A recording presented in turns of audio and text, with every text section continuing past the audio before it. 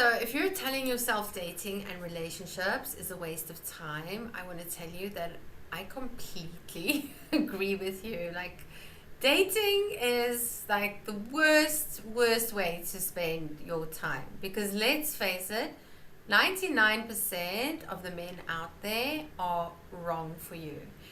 And I mean, especially if you're busy and you have this career or business, or you're a single mom, I mean, or even just having an amazing life. The worst thing we want to do is go on date after date after date with men that we have absolutely nothing in common with. I mean, it's soul sucking. And that's why I always tell my clients we have to screen people before we start dating them.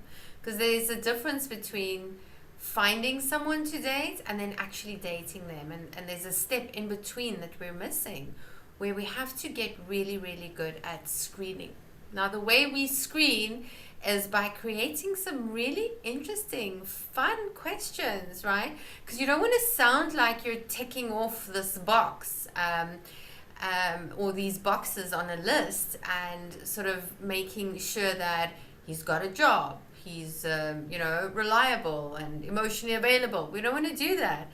So we want to think about the qualities that we're looking for in a guy, and then look at what sort of other qualities does such a person have that would show me that he has that character trait. So, I mean, let me give you a specific example. Let's say you're like set on meeting someone who's emotionally available. Okay?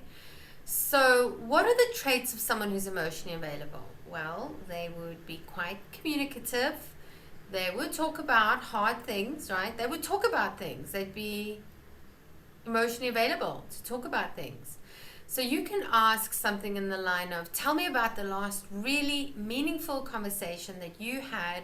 Who was it with and why?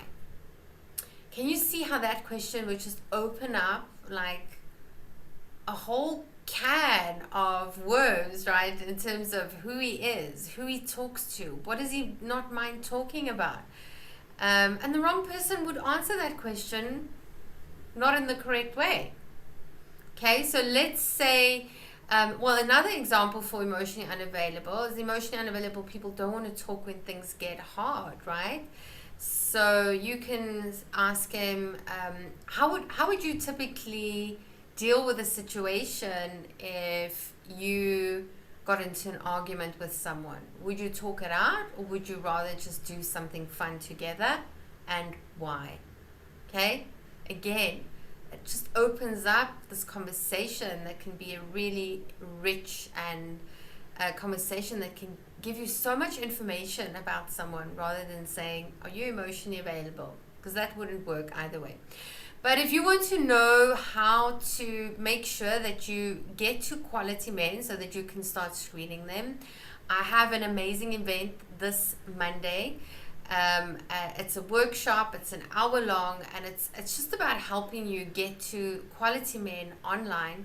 So it's a way of screening them before you actually get to screen them in depth, so that we don't waste time on the wrong men.